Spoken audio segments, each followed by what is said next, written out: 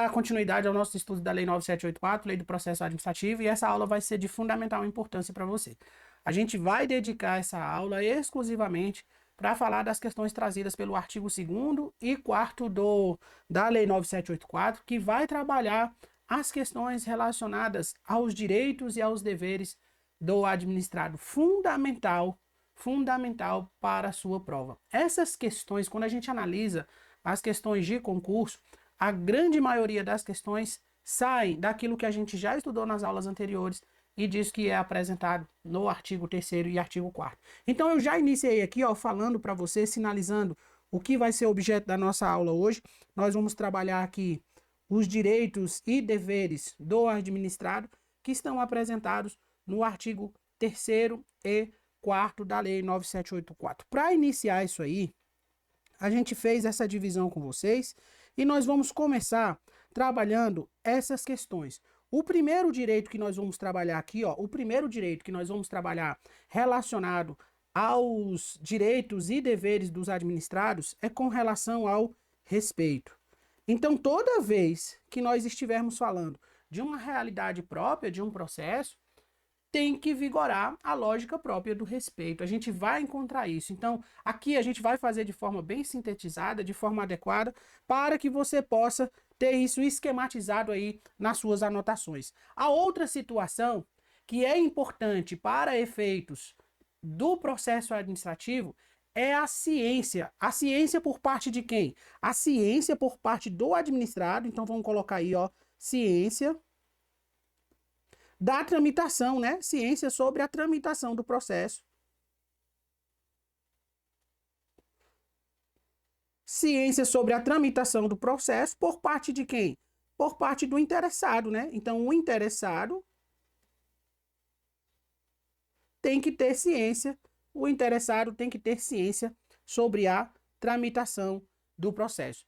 A outra característica importante, e que essa aqui é objeto de prova, é que é um direito dos administrados, enquanto interessado, enquanto parte em um processo administrativo, que as alegações finais que ele possa oferecer aí, ó, que ele possa oferecer as suas alegações, mas também que ele tenha acesso. Então, vou colocar assim, ó, alegações / acesso aos documentos, todo tipo de documento que estiver constante no processo.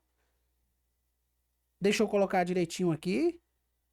As alegações e o rol de documentos constante nesse processo.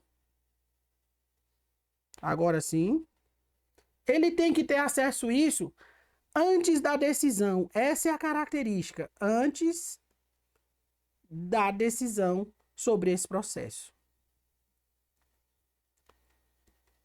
Isso aqui é uma das coisas que mais são colocadas nas provas. Quando a gente fala dos direitos e deveres dos administrados, nós estamos elencando aqui de forma bem esquematizada para você. Depois a gente vai ver como isso é apresentado nos artigos. Isso aqui a gente está encontrando no artigo 3º e artigo 4º, que o primeiro direito ao administrado, dentro da lógica de um processo administrativo, é o respeito. O segundo é a ciência da tramitação por parte do interessado. E pode ser que esse processo tenha, inclusive, mais de um interessado. Pode ser que outras pessoas estejam envolvidas nesse processo, mais de uma pessoa. A gente vai ver que isso é uma característica.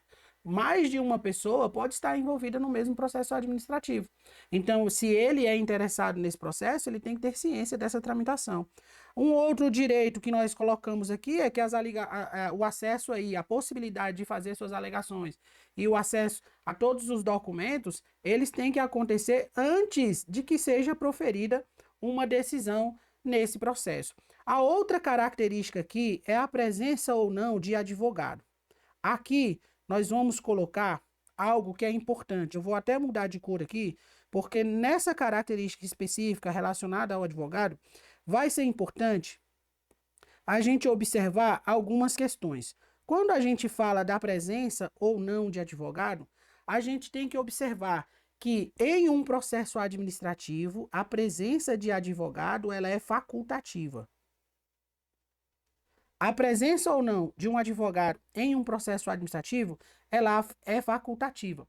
Mas existem casos, e aqui é importante você saber, existem casos que a própria lei pode definir. Então, ó, é facultativa, salvo, essa é a condição, a ressalva, salvo quando a lei estabelecer.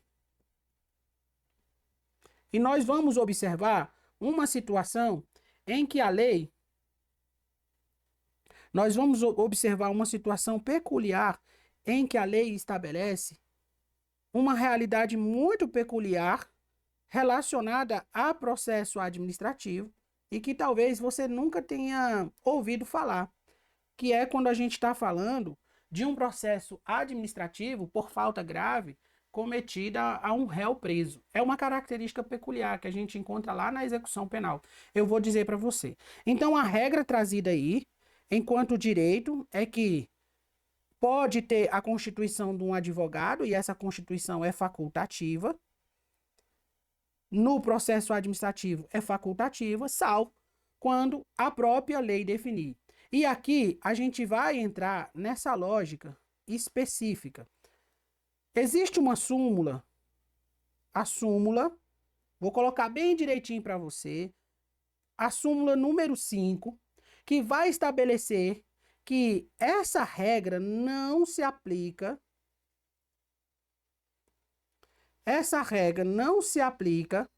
ao PAD, e aqui, ó, é importante, ao processo administrativo, ao PAD, é aquilo que eu já falei para você, por falta grave,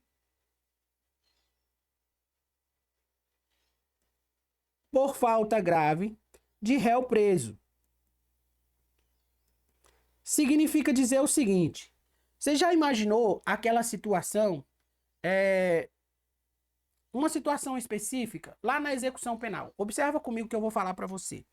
Existe uma situação em que a gente fala lá na execução penal, você já ouviu falar da questão da saidinha. A saidinha do preso. Quando fala que o preso tem direito à saidinha e ele simplesmente não volta. Quando ele não volta, se ele é recapturado, abre-se um processo, abre-se um procedimento administrativo contra ele pelo cometimento de uma falta grave. Então, abre-se um PAD lá na vara de execuções penais, que é responsável pelo cumprimento ali, pela execução da pena.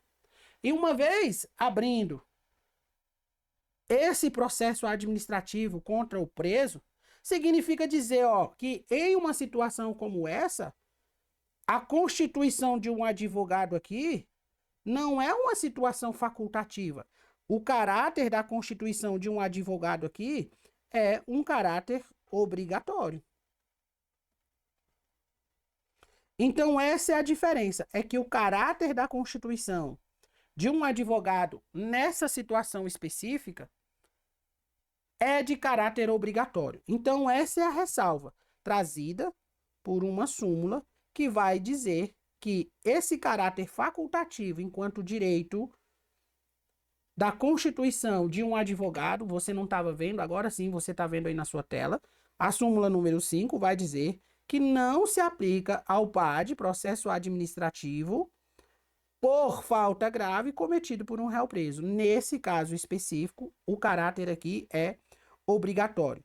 Um outro detalhe que eu quero chamar a sua atenção, e que isso aqui é objeto de prova, é dizer o seguinte: a falta de uma defesa técnica, ou seja, quando a gente fala que o caráter da constituição ou não de advogado aqui é facultativo, significa dizer que a falta de uma defesa técnica, que é aquela defesa proporcionada por um advogado, aqui tem que ficar claro, a falta de uma defesa técnica no PAD, no processo administrativo disciplinar, ela não ofende aquilo que está garantido na Constituição, por exemplo, como a lógica de contraditória e ampla defesa. Então, aqui eu estou colocando de vermelho para que você possa perceber. Ela não fere a Constituição de 88. ela não fere a Constituição de 1988. Aqui, ó, para a gente ficar claro. Quando a gente falou aqui dos direitos trazidos lá no artigo 3º, dos direitos, artigo 4º, dos deveres do administrado, então a gente elencou aqui, tá aí na sua tela, o respeito, a ciência da tramitação desse processo por parte do interessado, que esse interessado ele possa apresentar suas alegações e possa ter acesso a todos os documentos constantes nesse processo antes de uma eventual decisão desse processo, e também com relação ao advogado. E no PAD, a constituição de advogado ela se dá de forma facultativa, salvo naquelas hipóteses em que a lei estabeleceu o contrário. E aqui eu trouxe para você a lógica lá da execução penal, em que nós temos que a constituição do advogado, ou seja, dessa defesa técnica, ela não é facultativa, o caráter dela é obrigatório. E, portanto, nós apresentamos também a outra realidade, que eventualmente a falta de uma defesa técnica, ou seja, a falta de um advogado num processo administrativo disciplinar que não seja aquele processo tratado lá na execução penal, a falta de advogado não fere a Constituição. A gente vai observar isso com calma, isso aqui está esquematizado dessa forma. Esses são os direitos apresentados para os administrados dentro da lógica que está apresentada no artigo 3º e 4º. Eu vou só colocar aqui para nós que essa realidade aqui, ó, do réu preso, eu vou colocar aqui, ó, que é lá na execução penal. Que é uma realidade peculiar lá da execução penal. É um processo administrativo próprio que existe lá na execução penal. E a gente explicou para você que esse processo administrativo pelo cometimento de falta grave, vou até corrigir aqui, ó, que eu vi que estava errado, esse cometimento por motivo de falta grave, nesse caso aqui, ele deve ser observado com a presença de advogado, por falta grave, agora sim. Beleza? Quando a gente fala, nós falamos então dos direitos. Direito ao respeito, a ciência na tramitação, as alegações do documento antes da decisão, a constituição de advogado e que a falta desse advogado no PAD, não na realidade própria da execução penal, que a falta desse advogado não ofende a Constituição, não fere a Constituição. Quando a gente fala, então, quais são os deveres, aqui os deveres, eles vão ser mais simples. Todo administrado tem o dever da verdade, coloca aí, tem o dever da verdade, da urbanidade e da boa-fé. Urbanidade e boa-fé. Ele tem direito às informações, coloca aí, as informações. Ele tem direito às informações e a colaborar. E, por fim, não proceder, coloca aí, não proceder. Deixa eu colocar direitinho aqui. Não proceder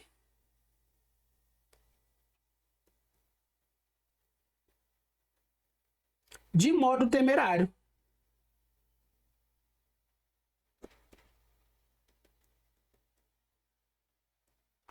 Então tá aí, ó, de modo temerário. Aqui, ó, está bem especificado quais são os deveres. Quais são os deveres trazidos lá no artigo 2º do artigo 3º e artigo 4º. Lá no artigo 4º vai falar dos deveres do administrado. Então, enquanto deveres, ele tem o dever de tratar com a verdade, com a urbanidade e com a boa-fé. Ele tem o dever de prestar informações e colaborar dentro da lógica de um processo administrativo. E ele tem o dever, é um dever, não proceder de modo temerário quando do debate de um processo administrativo. Faz um print dessa tela aí, tá bem esquematizado para você, faz um print. E agora vamos observar como que isso vai aparecer lá nos artigos. Então tá aí, ó, lá nos artigos. Dos direitos dos administrados. É assim que vai aparecer lá no artigo. Artigo 3º. O administrado tem os seguintes direitos perante a administração. sem prejuízo de outros que lhe sejam assegurados. 1. Ser tratado com respeito pela autoridade e servidores, que deverão facilitar o exercício de seus direitos e o cumprimento de suas obrigações. Então, dentro da lógica de um processo administrativo, todo administrado, ou seja, toda aquela pessoa interessada, toda aquela pessoa que está respondendo por esse processo, ele tem direito de ser tratado com respeito por todas as demais pessoas envolvidas, pelas autoridades envolvidas. Lembra que o conceito de autoridade, para efeitos da Lei 9784, é aquele agente público, aquele servidor com poder de decisão. Por isso que ele diferencia, ó, por isso que ele diferencia dos demais servidores, porque a autoridade aqui, você já sabe, é aquele servidor, aquele agente público com poder de decisão. O segundo direito que é trazido para ele, ter ciência da tramitação dos processos administrativos em que tenha condição de interessado, ter vista aos autos, ou seja, ele pode ter acesso aos autos, obter cópias dos documentos nele contido e conhecer as decisões proferidas. Então a gente viu isso aqui, ó. Ele tem que saber o que está lá no processo, ele tem que poder obter cópia do processo, é um direito, e também conhecer, né, as decisões que já foram proferidas dentro daquele processo. 3. Formular alegações e apresentar documentos antes da decisão. É aquilo que a gente falou para você, ó, antes da decisão. Ele pode formular as alegações e, inclusive, peticionar, ou seja, apresentar documentos antes da decisão, os quais serão objeto de consideração pelo órgão competente. Significa dizer que, se está garantindo o direito dele à ampla defesa e o contraditório, ele pode apresentar essa documentação. Ele pode formular as alegações antes que haja uma decisão. Caso contrário, esses documentos, essas alegações do servidor, né, do agente público, do administrado, ela não seria levada em consideração para os processos. 4. Fazer assistir facultativamente por advogado. É o que a gente colocou lá sobre a presença facultativa do advogado. Salvo é a exceção quando obrigatória a representação por força da lei. Nesse caso, a gente trouxe o exemplo aqui para você do PAD, lá da execução penal, lá que trata do réu preso. Então, perceba, isso aqui não é difícil. Então, a gente trouxe esse exemplo aqui, ó, dessa exceção, porque a própria lei estabelece que nessa situação, o administrado ou a pessoa deve ser representada por advogado. Aqui é a lei que estabelece. Então, quando a gente fala dos direitos dos administrados, ele tem que ser tratado com respeito, você já viu isso. Ele tem que ter ciência da tramitação dos processos, quase que não sabe a palavra tramitação.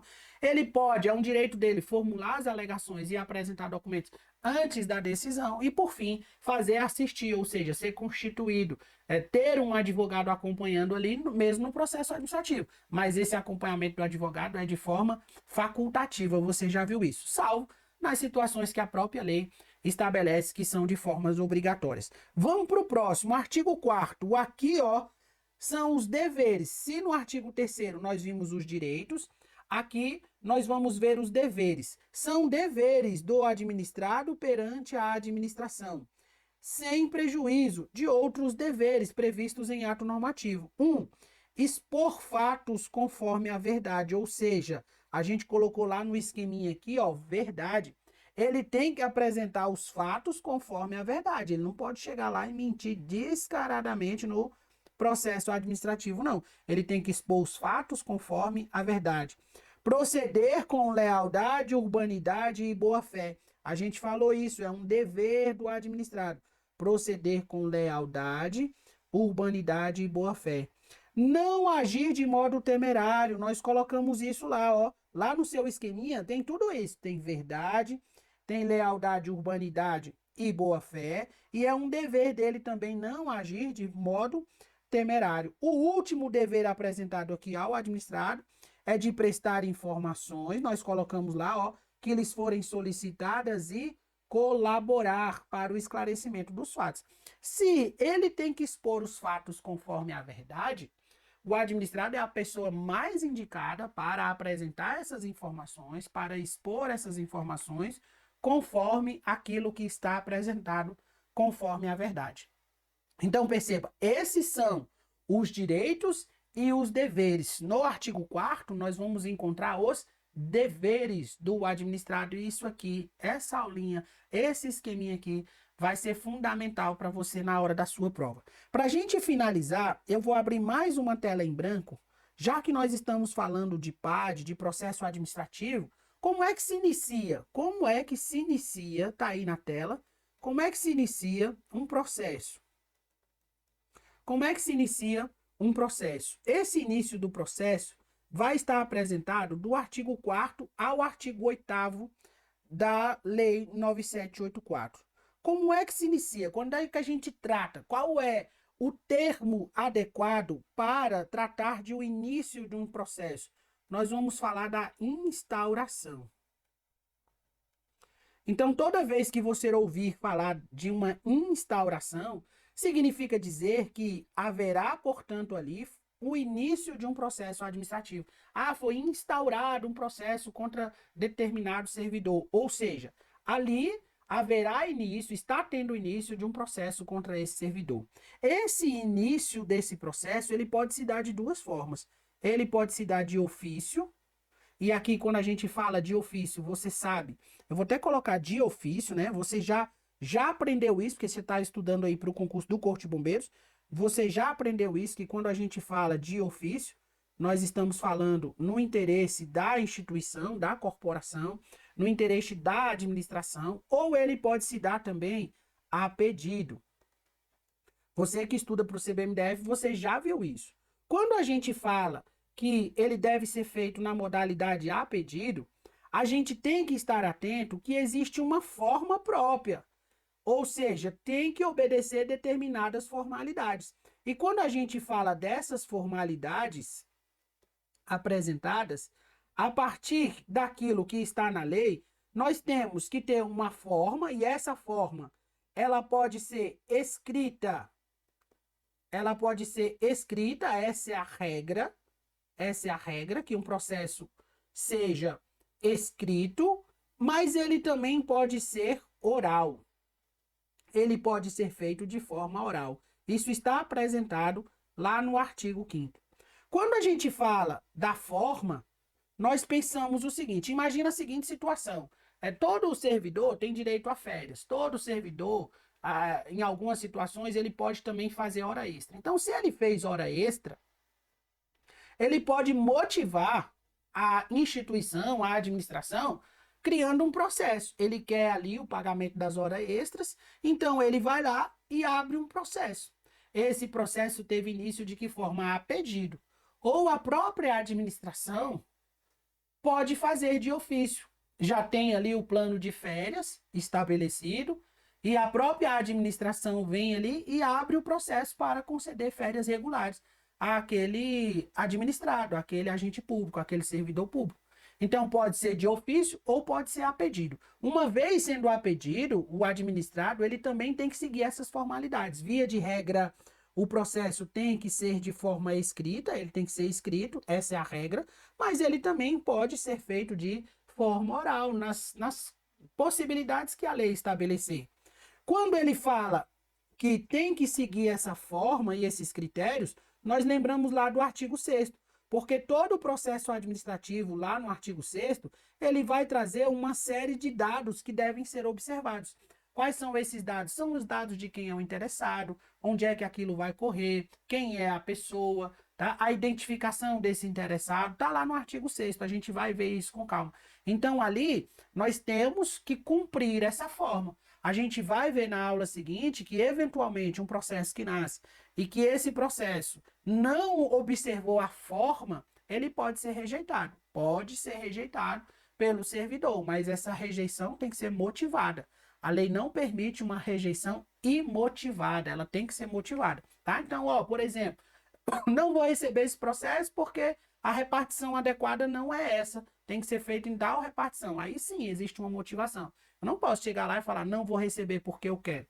Então, quando a gente fala aqui do início de um processo, o início de um processo vai se dar com a instauração, ele pode ser de ofício ou a pedido, e a forma dele, via de regra, é escrito ou oral, é isso que está apresentado lá, mas também tem que trazer aquilo que está apresentado lá no artigo 6º enquanto dados. Quando a gente falou aqui dos direitos e dos deveres dos administrados, a gente passou um pouco por essa lógica. Ele tem o dever, ele tem o direito, melhor, de ser tratado com respeito, ele tem o direito de ter ciência da tramitação desse processo, ele tem o direito de formular as alegações e também de inserir, incluir documentações antes da decisão, e ele tem o direito também facultativo de constituir ou não um advogado frente o que a lei estabelece. Mas quando a gente fala dos deveres, tá aí, ó. Ele tem o dever de expor os fatos conforme a verdade, isso tá no seu esquema. Ele tem o dever de lealdade, urbanidade e boa-fé. Ele deve agir dessa forma diante de um processo ou diante da sua atividade pública. Ele não pode agir de modo temerário, é um dever do adversário não agir de modo temerário. E, por fim, ele tem o dever de prestar informações e colaborar para a melhor elucidação dos fatos diante daquele processo. E como é que se inicia um processo? A gente viu aí, perdemos a tela, como é que se inicia um processo? Esse processo se inicia com instauração, está no artigo 5º. Do artigo 5º ao artigo 8º, nós vamos falar de como se inicia um processo. Nós percebemos que um processo ele pode ser instaurado de ofício ou a pedido, e que no caso do a pedido tem que ser respeitada as devidas formalidades daquele processo. Então, via de regra, enquanto formalidade, esse processo vai ser sempre escrito, essa é a regra que seja escrito, mas a lei também admite a possibilidade de demanda oral para a instauração de determinado processo. Mas também tem que trazer ali todas as características, todos os requisitos apresentados lá no artigo 6º, que são os dados referentes a esse processo. Quando a gente está falando desse processo, sobretudo a constituição de advogado, que é facultativa, a gente sabe que quando a gente fala do processo administrativo do PAD lá na vara de execuções penais, que lá é diferente, a constituição do advogado lá não é facultativa, lá é obrigatória. Então a gente fez esse apanhado aqui, fez essa revisão para que você entendesse todos os aspectos relacionados a direito e aos deveres do administrado. Na próxima aula, a gente vai dar continuidade falando sobre como que se dá esse início do processo, a gente já fez uma pincelada aqui, mas vamos entender também quais são as outras causas que devem acontecer. Por exemplo, se houver falha no processo, por exemplo, se houver pretensões equivalentes, solicitações equivalentes, por exemplo, se tiver mais de um interessado, como é que se isso organiza num processo administrativo, mas isso vai ser tema para a próxima aula. Vamos tomar um café, daqui a pouco a gente volta.